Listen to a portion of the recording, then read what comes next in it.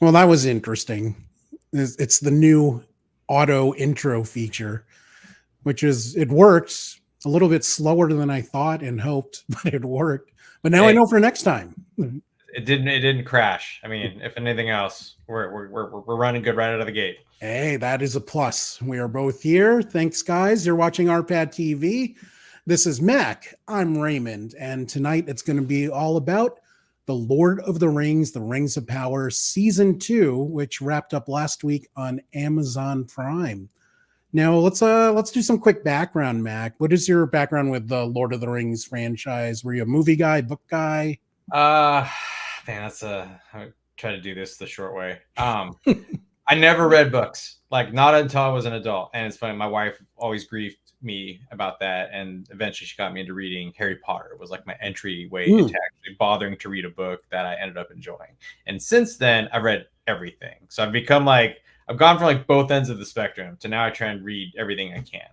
And so when the Lord of the Rings movie, the first one came out, that was like a good push for me as well, because like the movie ended and then you're like, oh, if I read the books, I'll just figure out what happens next. So I kind of read the book after I saw the original movie, Right. And then I continued and reading everything.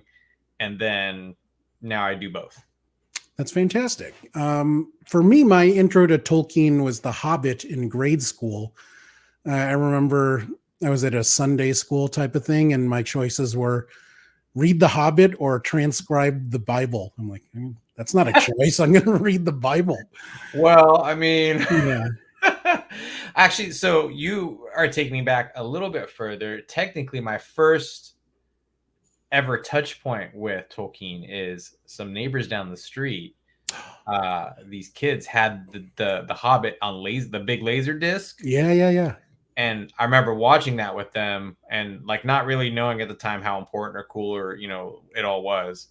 And then so yeah, that actually takes me back even further. That's the earliest touch point of me with Tolkien. And then flash forward to movies and books and what have you. I actually don't know. I might have seen that Rankin Bass cartoon before I read The Hobbit. I don't remember. Okay. Actually, I think I did. No, now that I think it, no, I'm totally wrong.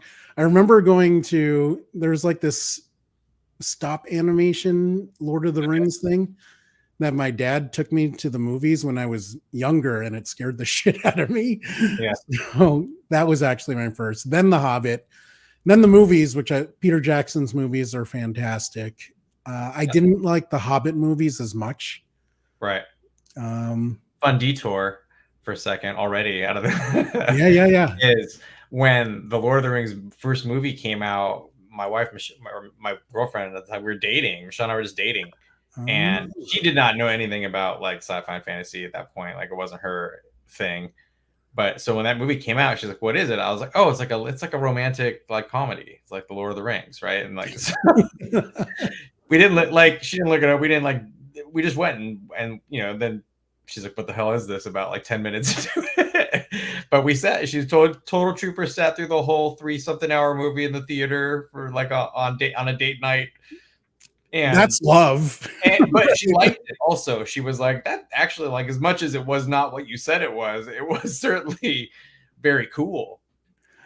Yeah. So we have a question from Carlos who before Carlos. we get to that, congratulations on your new addition, Carlos. Oh. Carlos Xavier Torres is now with us. All right. So, but I'm calling him Carlos the Executioner Torres because that will be his pro wrestling name.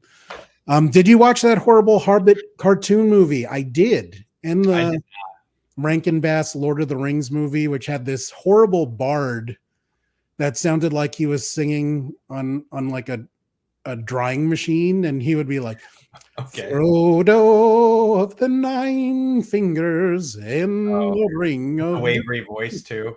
Yes. He looked like, what's his face? Who does Triangle Face? Oh, that's in God damn it. Yeah, but that character, he looks like that guy. It's a girl's name. Yes, Julie. No, Julie is the little. Julie's the other guy. Yeah, the Triangle Face guy. Okay, we'll come back to that on. We will come back to that. But Why don't we kick things off with a thread size review of The Rings of Power Season 2? How would you sum it up, Mac? So I was thinking about this, and the best thing that comes to mind for me is if you're anywhere in the realm of you liked season 1, season 2 is great, right? Like season 2 is just, it kind of delivers more than I expected from season 2. Yeah. But also I feel like just enough, stopped at the right point when you know there's more to come. I just feel like I got what I wanted out of the season, even if a little bit too much on some subjects. Oh, that's interesting. I'm curious to hear more about that. My thread size review, I enjoyed The Rings of Power Season 2. It's still the most visually impressive TV show I've ever seen. The writers and actors were more confident, and Celebrimbor just ruled. Overall, it was more fun for me than the Hobbit movies, but not as fantastic as the Lord of the Rings films. So, Yeah, totally. yeah. Now, let's get into what we liked about the show. I mean, for me, the show's the best when Galadriel. Oh, I'm totally rolling my R's in an exaggerated way today. When Galadriel is kicking ass, that's like when the show is the best to me. Yeah. But and when she always sets her scene up too, like it's always a very like, oh, like here it comes, she's gonna fucking whoop somebody's ass. Right yes, like, and you get that even if it's like a like the hair standing up on the back of your neck when you know it's coming too, because that's what you do want in every episode. You want to have your kind of Legolas moment, if you will, right, but with her in this series. But she does it cool without being cheesy, which is exactly some of the Legolas, like the shield surfing in the two towers. I'm like, come on, man, that was cheese. Yeah, but the skill, right? Like the sheer skill and quality of their ability to like fight when they need to fight, right? At their age and wisdom and all that stuff. Like that's where you're going, like these elves are fucking badass and you want to see them like show it off even when they don't want it, right? So what other aspects of season 2 stood out for you, sticking on the positive tip? I think if nothing else, spoiler alert, finding out that who the stranger is. Like, not that anybody had any doubts, but I thought that was cool in a way that they kind of gave you a little bit of, and whether it's taken from the books or not, I don't really remember, but like they at the very least gave him like some context to where the name even comes from.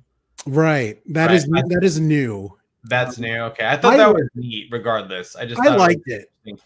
Some people hated that specifically. Of course. Like, I thought it was cute. Yeah. I'm trying to think what else was, like the what are the little people called? The Harfoots. The Harfoots. Like that storyline to me was a little like boring, I guess. Like that part, but like kept going on and on. You just wanted them to get to the point. Yes, I 100% agree with you there. Until the end, I was like, come on. Yeah, exactly. Like let's move it along. It finished well. Like, Lord of the Rings is kind of known for that, right? Like the whole, it's about the journey, right? It's about like they have to go, and they do take you for a little bit of a ride with that. That just seemed for me to have like kind of gone on too long. But I'm trying to think like other. The other big one for me that I really liked was just the kind of like the final episode with the sword. And like kind of handing it off and being like, hey, like this this is gonna be a thing, everybody, and like they're finally just introducing it officially. Yes, and there's a lot of the movements were very much like Viggo Mortensen's when he gets the reforged version of Narsil, which is, I think his is called Andoril when it's reforged, right? But I loved almost everything in Eregion, the Elf City. The battle in episode 9 was tremendous. I thought it was maybe not quite as good as the Lord of the Rings battles, but definitely in that same league. I thought that was really impressive. I will say another storyline that I actually really liked the ending of was the dwarf king. Yes. Who, upon realizing that he might have been wrong, just goes what I would just say is knuck and futz, right? Like that. What a way to go out. It's like, just to run and jump and take on a demon like head on with your axe, even though you're gonna lose. Like that's going into a loss no matter what. But like just what a good way for that to end. I agree. I thought that was very neat. And we're going to talk more about the Durins later because they're Okay. during the third and during the fourth. But yeah, I love that relationship. Another aspect of Eregion that I loved was the relationship between Celebrimbor and Sauron, who totally he just mind fucks him for over the course of 8 episodes, and Yeah. you just see him wearing him down and manipulating him till he And becomes then you see mad. like what's reality and what's not. Yes. Also, like just how beat up he actually is physically. Yes. And then in his more spoilers, guys, there will be spoilers throughout. In his dying moments, though, he goes out like a boss. And that scene when he's dying and Sauron is torturing him is my favorite scene in the whole series so far. I thought that was fantastic. Okay. So cheers to both Charles and Charlie. Charlie Vickers is Sauron, and Charles Edwards is Chuck squared. Celebrimbor. Yes. So yeah, I think these two guys knocked it out of the park. Now you mentioned that you thought the Hobbit and Grand Elf storylines were a little slow. Were there any plot lines that you didn't like in season 2?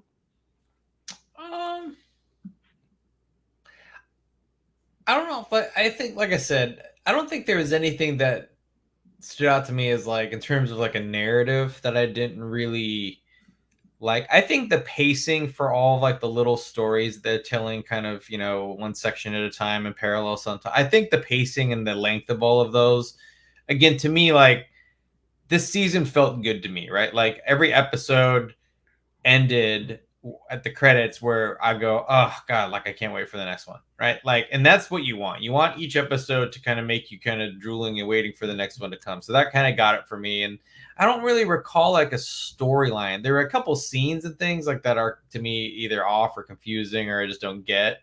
But really, like beyond that, you know, nothing else that I had anything to like shake a stick at. How about you?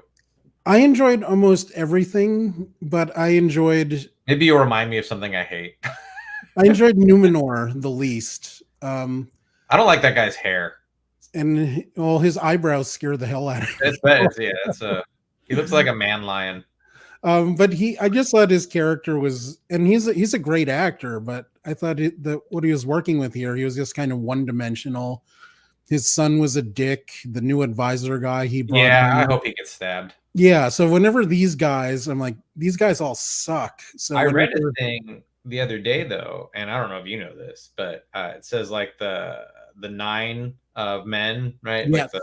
Like the 3 of the 9 were from Numenor. Yes. And that he's probably one of them. I hope his son is too, because that guy sucks even more. Yeah. Kemen, who is his son. But yeah, all the antagonists in Numenor they bothered me to the point where you're supposed to hate the villain, but you're not supposed to hate them so much that you want to get to the next scene. So, and that's what these guys made me do. I'm like, oh, yeah. I didn't mind him that much. I just was like, it's just part of like the journey for me. Right. But again, like I think we come from very different places, how we like watch and digest these, because you do have like a much more robust memory and like reflection of like what you read in the books, and you're a little bit more contextually like knowledgeable than I am, where I kind of tend to go into it a little bit more cold. Well, I think in for this series, I don't know if it matters that much because they're working off of points, but they have so much freedom in how to connect them and how to get to A to B, and they're doing a lot of original stuff. So for people who don't know, this isn't based on a full fleshed out book like the Lord of the Rings books or the Hobbit was. This is basically a bunch of appendices and some unfinished work stitched together, sometimes well, sometimes in season 1 not quite so well. But I kind of like it that, you know, I know what's going to happen, but I don't know how they're going to get there necessarily.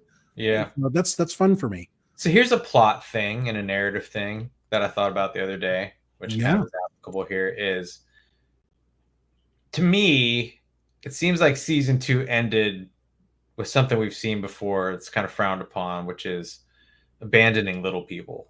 Right? Gandalf seems to have a habit of like taking people halfway along on a journey, and then like, well, thanks for getting me here. You guys got to turn around and go your own way, and I'm going to go this way. And then it seems like that's what happened at the end of season 2, where the Harfoots are now on a different path and journey, and Gandalf's on doing his own thing again.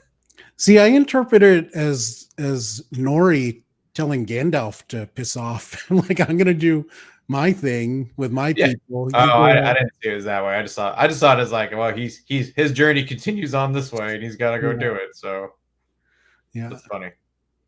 But no, that's cool that we both saw that differently.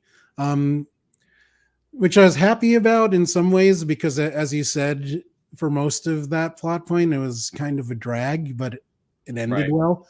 And I like the actor that plays Nori. I think she's good. And yeah, I mean, it was not a thing. Like, all of the actors actually do great. It's just the story, right? Boring.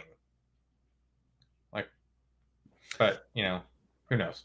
I don't know if we're gonna see them again. That I'm prepared not to until, I don't know, because season 5. Yeah, maybe, because I expect season 3 to be very Numenor heavy for reasons that happen narratively. Yes. Let's talk about actors a bit more. Who stood out for you? I mean, so obviously Galadriel. Yes. She just is she's just unique. Right, like, just everything about her as an actress in that role, like, I think is very, like, they made the right choice with her. And I think, if nothing else, at least for me, because I've never seen her in anything else too, so it's like another one. Same for me. Yeah, so it's like kind of another out of the blue, but like, man, like, what a great choice, right? Like, I feel like she carries a lot of weight with the scenes that she does. Who's the other elf who's been? They have Elrond. Not Elrond, the fighter one, the guy who's been Arondir. Yeah. Yes. I don't know why. Like, I really like his character. Like, he's just another. It's a more serious version of what we got from Legolas in Lord of the Rings, right? Like, the fighting is more dynamic. He's a little angrier, just in general, for sure, which is unique for technically unique for an elf.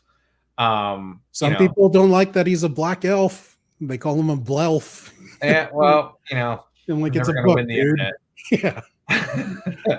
I thought he died in episode 9. Did you? Okay, I'm not the only person who saw that. And then he comes back at the end. You're like, didn't he get straight up fucking gutted and like left for dead on the battlefield? Like, you just. All of a sudden, he's like another scene, bro. Like, he's like, "Hey, everything's good. We're over there." And like, what? Yeah, I'm like, he walks in. I'm like, wait, how are you not dead? Like, yeah. So maybe that'll get explained. Or is it episode? There were 8. Is that correct? So yeah, I thought he died in episode 7, and then I thought he died in the battle. Yeah, I thought Adar just basically like just kicked his ass. Yes, and then he just like waltzes in some random scene, and like, what? Yeah, I was like, okay, maybe he was wearing something cool. I don't know. Like, yeah, but I agree with you that Morfydd Clark, and I'm totally saying that wrong. I apologize, Welsh people. Same. I mean, this is her show. She shows a lot of range. She can kick ass. Yeah. She has that gravitas of being a powerful and long-lived elf. But she can also be vulnerable, like her scenes with Elrond, who is her closest friend, but they have a lot of conflict here. So, do you like? I don't know if do you like him as Elrond? I keep seeing him from Game of Thrones. He played young Ned Stark in the flashback scene. Okay. So I keep seeing him as that.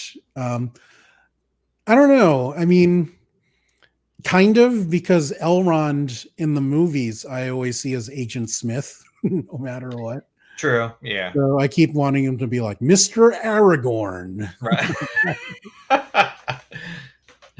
That'd be funny. That'd be a good mashup. Okay. But are you not sure about him? He's again, he's done just fine. I was like, to me, if nothing else, he just doesn't even remotely closely resemble uh Agent Smith. Right. What's his name? Agent Smith. But no, it was, goddamn, what's his real name? I will find it. Well, back to IMDb.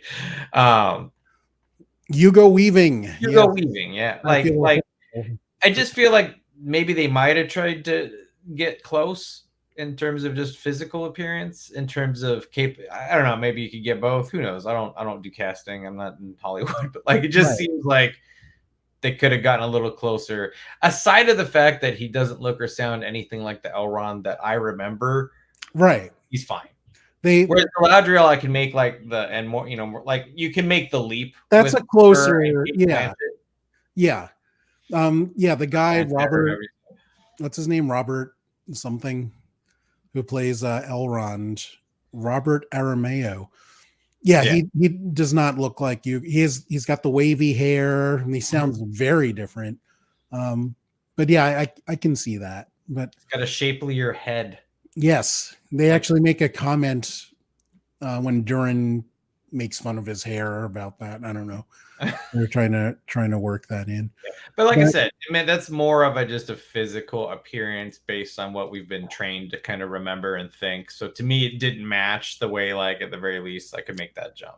Otherwise, I think he does a great job. I think he's played the smart and sensitive and educated type, but also can seemingly hold his own in battle, even though he's gotten his ass kicked a couple times. Yeah, he's the more conservative between her and Galadriel, so it balances out that relationship nicely. But yeah, really for me, Morfydd Clark and Charles Edwards, who played Celebrimbor, were the two standout actors. As far as actors, I didn't like. Yep. Let's go back to Farazan's eyebrows again. Yes, he has in like pro wrestling. I don't know what it is. Yeah, in pro wrestling, they call it go away heat, when you hate the bad guy, but not in the way you're supposed to. So, yeah, he's the antagonist, but he makes me want to, click stop on I will say that Prime. Like of all the other kind of players that are in the, you call it the lead cast, and there are a lot. He's the kid who kind of inherits, like the mom dies. Oh right, Theo. I feel like that's one where he just like plays it pretty dry. I mean, I didn't get it as much in season 2, but in season 1, I'm like, this guy's gonna be evil. Like, no, yeah, for sure. Just but like they like compared to everybody else, like I'm not as interested. Like if he died at any time this season, I would have been like, okay. Yeah, yeah. He didn't have affected me. We're like if Arondir died, which I thought he did, and then I was like bummed because again, my older daughter and I have the same thing where every one of our favorite characters in every one of our series that we watch always dies. He died, of course. I told her about it, and then like literally the next episode he was back, and I was like, yeah. So. Yeah, yeah. That was weird. I wish they did a better job of explaining that, he did not get sliced to pieces. Yep. I'm trying to think what other characters though were like the other character that I'm very interested in is the other wizard, not Tom Bombadil, but right, the dark wizard, whoever that may be. So for background, there were 5 E-Star. One of them became Saruman, one of them became Gandalf. There were 2 blue wizards who kind of they lose track of. And there's the brown one from Radagast. Yeah. So these are, the 5 wizard people. The dark wizard, would it be too easy to say that he becomes Saruman, or do you think he's one of the... you know what? Now that you've connected those dots, that would 100% make sense. But it might be too convenient. I kind of hope he's one of the blue wizards, and that we don't... Well, who knows? Because they do, like you said earlier, they do keep kind of using the show to fill in some kind of unique plot or context gaps that, Yeah. you know, whether or not it's self-serving for the show or just kind of fun to do for like the fandom. Who knows? We will talk about that and a bunch more in a bit, but I did want to do a fake ad read from my fake sponsor. So let's check this. Oh no. Hey guys, it's Raymond. Thanks again for watching RPadTV. I really, really appreciate it. Now, a lot of viewers have asked me, Raymond, why does your skin look so incredible on camera? My secret? Papatui Restoring Facial Moisturizer. If you're not familiar with Papatui, it's a men's care company founded by Dwayne "The Rock" Johnson.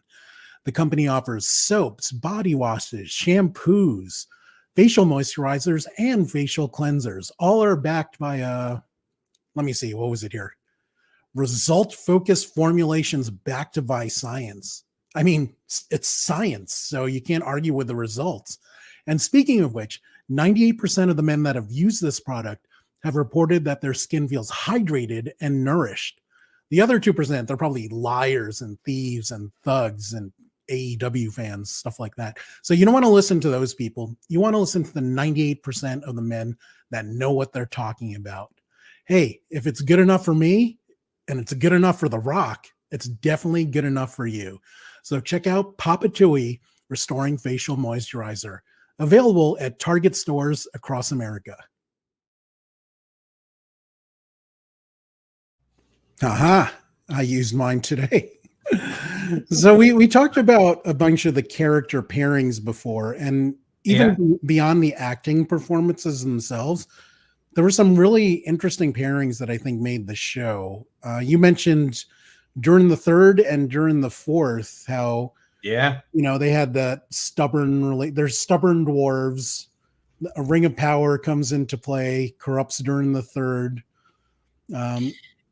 I think it's interesting to work backwards out of what we know from Lord of the Rings too, which is right. Like, because I keep approaching it that way and going, well, we know, like at some point in the later, Gandalf says, you know what's down there, they dug too deep, and then that's what, like, so it's just very cool to connect that story then to this story now. Yes. And then just and how that tied into the relationship between the king and his son was just super cool. Yeah, I love the way they played it. I mean, it showed the stubbornness of their race in general, but there was genuine and deep love between father and son. And as you mentioned, Dad went out like a boss when he took off the ring. Was a big, like, that was just cool, man. Like, he knew he had fucked up to the point of irrevocable like damage, and at that point he's like, I'm gonna go do what I can to solve this, and also go to crush all these rocks behind me to save you guys. Yes. And then but just a baller move, I think. Very cool. Yeah, I mean that was a very cool scene. And the other funny one that I really liked was when they were him and the son, and during the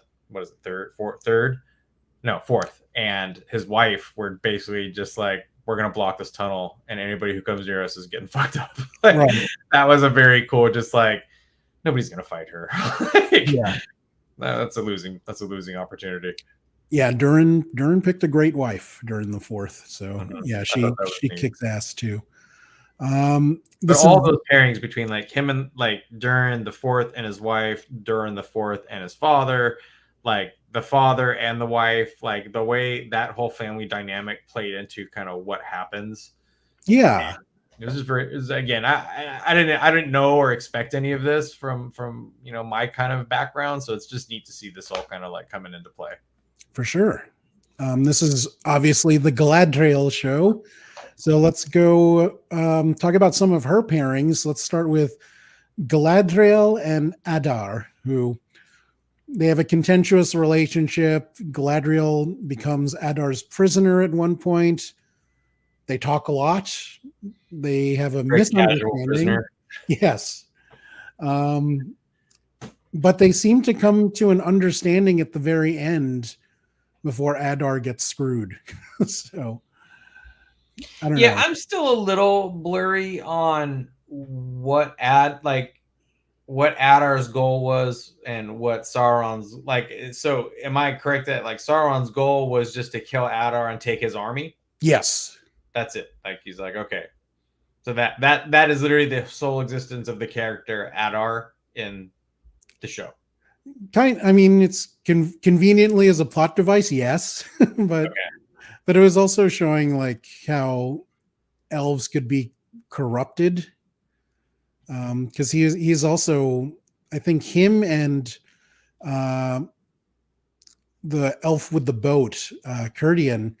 I think they're some of the oldest beings in Middle Earth at that time. So So he Adar is like a super old elf that's basically just been kind of whatever. weary. Yeah, Yeah. his war with Morgoth, and yeah, he's kind of over. Got it. Okay. Yeah. But yeah, I thought it was an interesting character. I like their dynamic, especially when she was prisoner, and how he wanted to use Adar wanted to use the ring to help his orcs, his uruks. Yeah. So that was very cool. Um, one question for you, and this is a point of contention among fans: when Galadriel is still prisoner, Mm-hmm. and Elrond slips her the pick The brooch. locking thing, Yeah. and kisses her. Was the kiss just a distraction, or was there a romantic thing going on Well, I too? think both. I saw it as pure distraction. I Um, well, okay. So I think they already have like I think there's a history between them oh, already, right? Like where either they've just put it on hold or decided like I don't know, for some reason it seems like there's a history there. They're great friends right. that never or maybe tried and didn't and just kind of, who knows. It seems like there's already something there. So to me the kiss was like absolutely done as a distraction, but also at the same time, like, I hope you make it, Hmm. like, because he's given her a last chance to try and escape, right? A pretty dire situation. But But I felt like I feel like it was probably like, to me in hindsight, it's like a 70-30 split. Distraction versus like, but see, even there, like, I hope you make it kiss is still not a romantic thing for me. It's they're great friends kind of deal. And my mind is clouded by knowing who Elrond marries in the future. oh, maybe it was just a distraction. I don't know. But like, to me, it seemed like there was both behind that. So he ends up marrying Galadriel's daughter, which would be weird if he also Okay, slept with now the that's mom. creepy. So Yeah. But it could be different with elf culture. I don't know. that Like, becomes Uncle Elrond at that point, which is yes. just fucking weird. Like, Yeah, and then he can be like, "That's not how your mom used to do it." Have all kinds of weird conversations there. But uh, question for you guys: did you think Elrond and Galadriel had a romantic relationship, or were they just awesome friends? Leave your thoughts in the comments. Oh good wait, we t-shirt. kind of Yeah. did move on to. We That'd be a kind good t-shirt for just both of them on it, and then just says "awesome friends." or they have matching rings of power. One says awesome, like others say. Right. That would be too cheesy. But All right. I did like their relationship in general, whether it's Yeah, I think romantic they or work not. well off of each other. I think like that was a really like again in terms of both like being friendly as well as kind of being really good friends at each other's throats for a second about Yes. differences in paths forward and what the right choice may or may not be. I thought that was all well done by them. And I think my favorite moment was when the High King says, "Oh, by the way, Galadriel, you will not be commanding this army. Elrond Yeah, will." yeah, And then my like, oh, that sick hurts. burn. Yeah. King I always want to call him Gillette. I know that King Gil Galad. He had one of my funniest lines when Galadriel wakes up after getting her ass kicked or Uh-huh. jumping off. He's like, "I did not know you were such peaceable company." And then Oh, I thought that was pretty funny of and him. he lives, right? That's another one Yes. where you thought that like I thought at one point I saw people killing him, right? In the Yeah. big battle, and then all of a sudden he's still at the end, and like they maybe just everybody can heal. I don't know. Yeah, apparently elves are Wolverine and have awesome. Yeah, like it just I thought both him and Arendir died, and Yeah. then surprise, we live. Guess So not. And he had that clever thing of turning around his ring of power. So, oh, you can't see it, just a normal ring. I'm like, wow, so clever.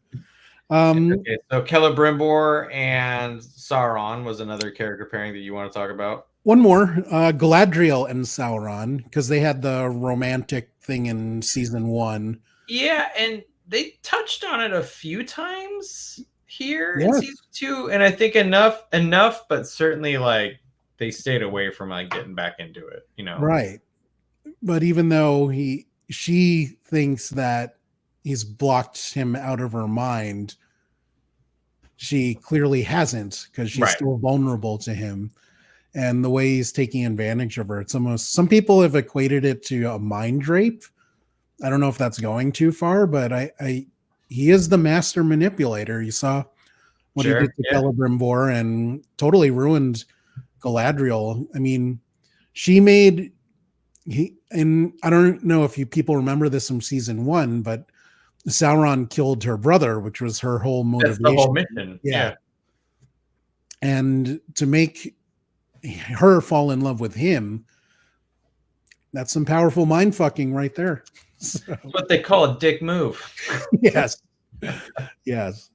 Now, Celebrimbor and Sauron, I thought, made the season for me. And that one scene that I mentioned before, it was just my favorite part of the show. Oh, I totally forgot graphics. Sorry. So we had our Durins.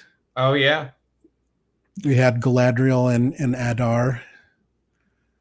I liked it when she saw him, when like they kind of aged him back to what he looked like in a more. I thought that was really kind of sweet. And also when they had the funeral procession for the Uruks, and he was crying. Yeah. And, when she was trying to hide herself, she had a bit of empathy for the whole race. She kind of understood what he was doing, even though she didn't agree. So Galadriel and Sauron. And now back to Celebrimbor and Sauron. I mean, these guys were just fantastic. So impressed with their individual acting, but the way they played off of each other, I thought was brilliant. I liked it when Sauron kind of became very upfront and evil, and he met Celebrimbor up on the wall as he was kind of coming to his senses. Yes. And then he basically, like, the blonde-haired elf girl who was his kind of like main helper, he just basically like waved his hand and snapped her neck, threw her over the side, and made it look like he did it. Yeah, that was cruel and shocking. I did not think she would go out like that. But no, not expected at all. That's a very Sauron thing to do. Yeah. As you mentioned, there were a few tie-ins to the Peter Jackson movies. We talked about the scene with Narsil, the sword that eventually chops off Sauron's hand and plays a big part in Return of the King later. We mentioned Grand Elf, who becomes Gandalf, which interesting conversation he has with Tom Bombadil, where he says, Gandalf, that's what they will call me. Which reminds me of the Two Towers when he comes back as Gandalf the White. When he says, Gandalf, that's what they used to call me. So, tying in things like that. How did you feel about the tie-ins? Were they well done? Were they cheesy? I liked them. I think especially for a show of this, with this level of fandom, even if it's like topical like that and not even deep, I think those are great. Do we have Tom Bombadil written down here, something to talk about? No, but let's go ahead. He's a major character. So, and again, I remember him barely, but from like the book. Yeah. Right. And then he was cut out of the movies. Yeah. And he's like an enigma in the show, though. Like, and I read something the other day where he's like, of all the wizard, the 5 E stars that came down, like, he's not even one of those. He's like something entirely different Right. and probably even more powerful. Yes. If nothing else, right? And like, so I like, what do you know? No, I mean that is all correct. They actually had a thought of giving the One Ring to Tom, but they decided not to do it because he's so powerful and kind of detached that they think he would just lose it and forget about it. So yeah, I don't know if the show did a good job of playing up how powerful he is.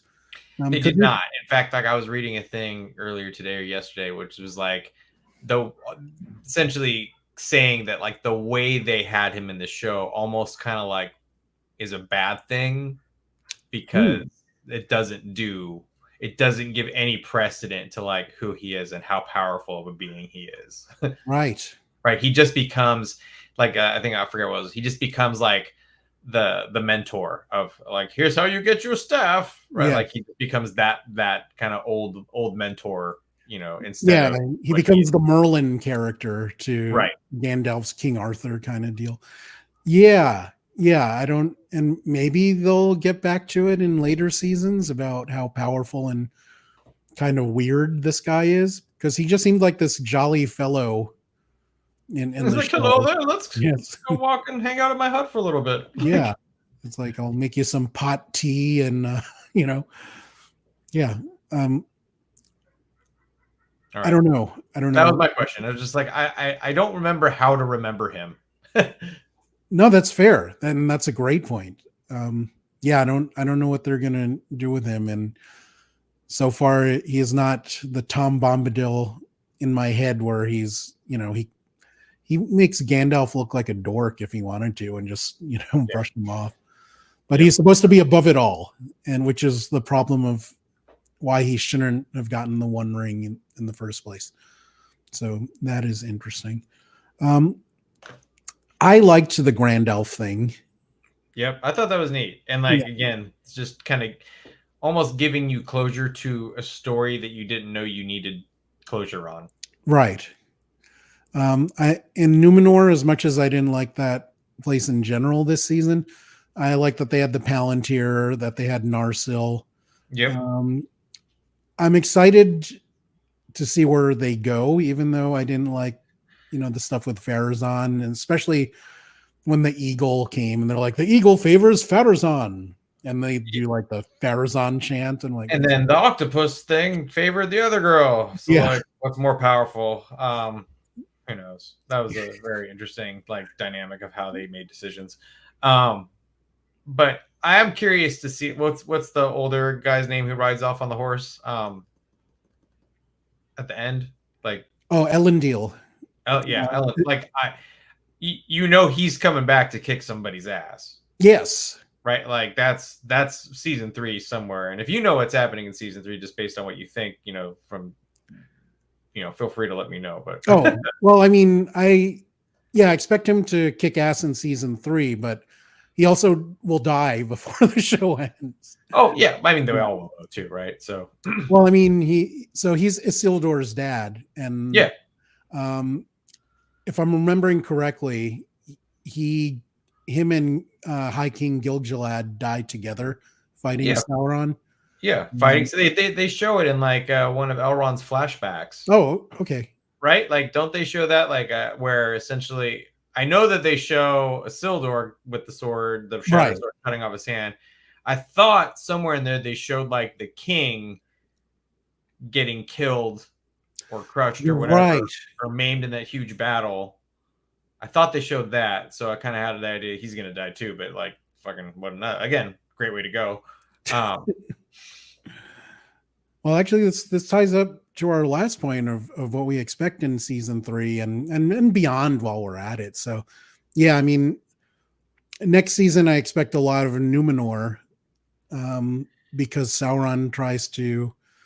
Well, he successfully fucks up Numenor, but something bad happens to him. Like flooded once. Yes. So it gets hit again and worse. Yes, because the Democrats controlled the weather. they flooded Numenor. Hurricane Ray coming through. I don't know, but I hope. Yeah, I hope this is the season where the whole Numenor storyline is redeemed because there's a lot of great actors there. The bad guys are playing it cheesy, but I love Cynthia Dye Robinson from her days in Arrow, where she was Oh yeah, forgot Amanda about this. Waller. Yeah, what a great show, by the way. Oh, I love that show. Oh, we should talk about the Arrowverse at one Oh, point. dude, anytime. Yeah. I watched too many of those shows. And I don't think they all ended great. I was so disappointed in the Flash ending. But I haven't caught all the way up on the Flash. I'm like the season before the last season at this point. Just going through the whole series. it gets weird. Yeah, it does. Even the season you're at, it's got a little weird for me. I will say this because we're on another tangent. My older daughter, who's now going to be 17 and is in high school and studying for what she wants to do, she wants to actually be a CSI because we used to watch The Flash all the time, and she liked Barry Allen's job, and that's what she decided she wanted to do. That is amazing. I love that so much. Yeah, it's pretty funny. And then I was talking about it the other day because I've been watching Dexter. And I was like, you sure? Because you're gonna see like a lot of pretty gory stuff. She's like, no, I don't want to be like the field person. I want to be like the lab tech. And I was like, okay, yeah, you're good. Okay, that is fair. So, but I totally deleted the tangent ticker that I made. How did I delete that? Yeah, but yeah, the UI isn't the best, so sometimes I delete things that are. So, I mean, another thing for me is I'm wondering, we kind of know there's going to be 5 seasons, I think, of the show. Yes. And so to me, I'm kind of trying to plot like where they're going to end season 5 in terms of right. Like how far does season 5 leave off before we get to Lord of the Rings or any like what's next in that kind of chronological time frame? We're getting pulled back into our tangent. Superman solid. Thanks, Carlos. It has, but didn't they? I'm behind on that though. Carlos, correct me if I'm wrong, but didn't they replace one of the sons because like the actor was being difficult or something? I don't know. But yes, but yeah, I do like that show, but I almost don't consider it part of the Arrowverse. It's kind of. I'm gonna go with no. Yeah. So I expect season 5, if they get all 5, to end when Isildur cuts off Sauron's hand. You think it's gonna go all the way up to there? Yes, because there's still a pretty big gap between that and the Hobbit. I still think that's a couple of 100 years, if I'm not mistaken. Okay. So there are things to do. The battle of Numenor getting destroyed is important. So somewhere that will happen in the next season or beyond. Yeah, I think Numenor is next season. So, and then you're gonna have the battle between where the elves and humans team up. Maybe that's season 5. I don't know what season 4 will be. This is all total guess. So, yeah. So it is said, so it is written, right? Come on. Yes. Right. But yeah, I want to see more of these. I love the Battle of Eregion. I know these things are expensive, and I know this is the most expensive. It did look good though, too. I mean, there were a couple. Like at some point, I think it was towards the end of the battle where like the elves were real thin in terms of numbers. Like it did look kind of like a ragtag set at that point, but like aside of that, I mean, like everything else looked really cool battle wise. No, I completely agree. And I hope we see more of these big grand battles that only Lord of the Rings can give us. I'm still impressed by the production of this show. A few people mentioned that they didn't like season 1, but they love the look of it. I think season 2 improved the storytelling and the actors seemed more comfortable. In the pacing, because to me, it goes back to season 1 was, again, to me, too much of the stranger and the Harfoots just walking along. Did you see that Clerks 2 where they talk about Lord of the Rings? Like I was trying to put that clip on your Facebook thing earlier today, and for whatever, like I kept trying to, because it was like the guy at the cash register going, "One ring to rule them all," and then I was trying to drop that clip and say, "This is pretty much what tonight's chat's going to be like," and it would not, like Facebook was having a glitch, and it would not let me post that link no matter how many times I just tried like 3 different versions of that clip too. I love that scene. I love that movie, but that's probably my favorite scene in the entire. Although the donkey show is pretty outstanding. Fun fact: the other guy in that scene, not the the customer in that scene who walks. Oh yeah, that was one of the girls in HR at Activision. That was her brother. So when we worked there, like that was that guy. He's been in a handful of shows too. Yeah, but he was at that time he was in something cool that I can't remember now. Damn it, I'm trying to remember what it was. Anyways, that was like one of our HR girls' brothers. So we'd see him at the office like frequently. Nice. Did you do the one ring to him, or was this before that? One ring. You'd be like, that asshole up on the second floor won't leave me alone. Like. So Carlos has confirmed that they did replace Jonathan Kent, that he left for personal reasons. That's trouble. And he asks, does Amazon push through to the 5 seasons if audience interest drops next season? Probably not. I mean, it seems like these studios have a quick trigger. So many shows that I like get canceled. They don't even have the opportunity to become like cult favorites. Right. And so many shows that we love now, they didn't have their legs in the first season. Maybe they only got great in season 2. We were talking about Veep before. Like to me, Veep became great in season 2. And the irony of Veep right now too, by the way, is there's like I think the second episode is when she's basically trying to have her name removed from the list of names that they give to hurricanes. Yes. That show is so topical. Oh my God. Great.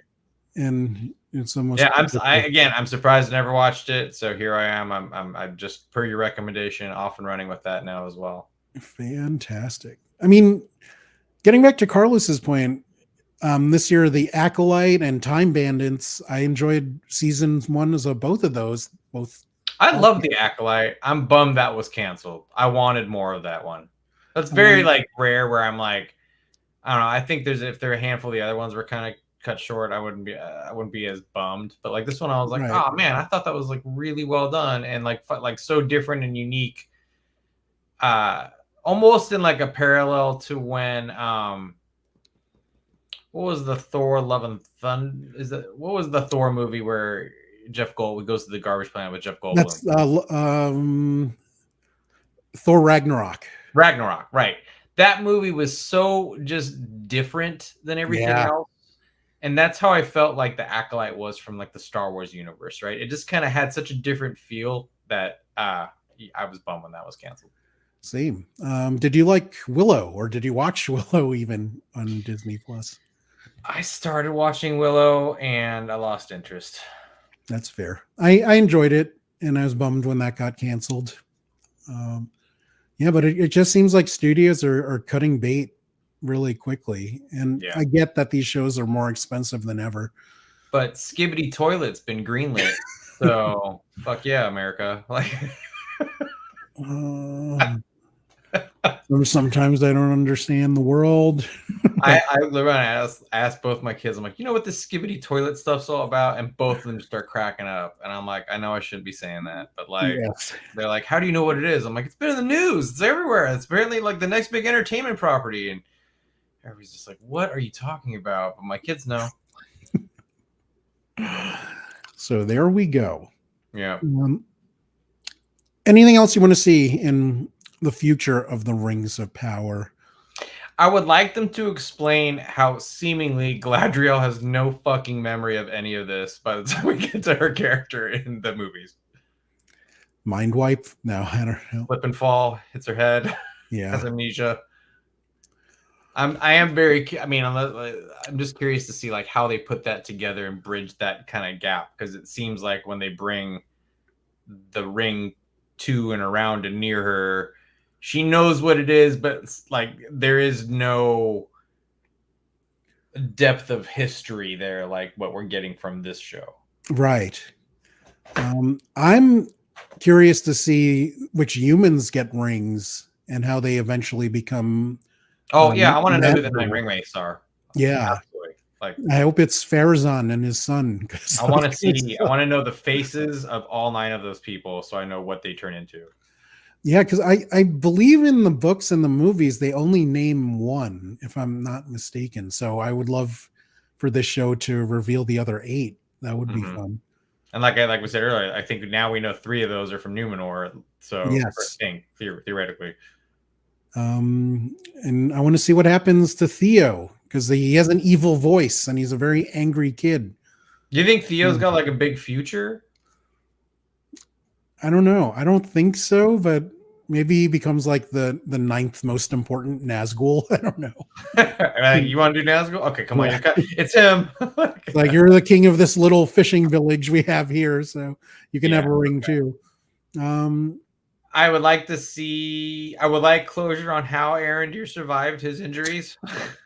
I don't think we're gonna get that. I think, I yeah, don't know. it's like kind of ad for Elven Band-Aids. So he's Wolverine. He's Elf Wolverine. Yeah, I think those are the big things. Like I said, I was happy with where season 2 ended. I hope, I hope season 3 comes together and comes out quick, because again, it's one of those shows that leaves me wanting more, and I'm not patient, so I want to see what happens. Yeah, what was it? 2 years between seasons 1 and 2? That's not what I want to hear. I mean, yeah, I hope they accelerate it, but that just seems to be the standard schedule for these things now. Yeah. But I don't know. Hopefully they have the money, that's for sure. Yeah. So who knows? We shall see. Oh, here's hoping for season 3 sooner than later. Yeah. That will wrap it up for our review and discussion of The Lord of the Rings, The Rings of Power Season 2. Mac and I both like the show. We'd love to hear what you think of the show. Please leave your thoughts in the comments section. And now I'm going to see if this auto outro thing works. Let's see if it goes. Here we go. I'm just going to try. Go hands free. Bye, guys.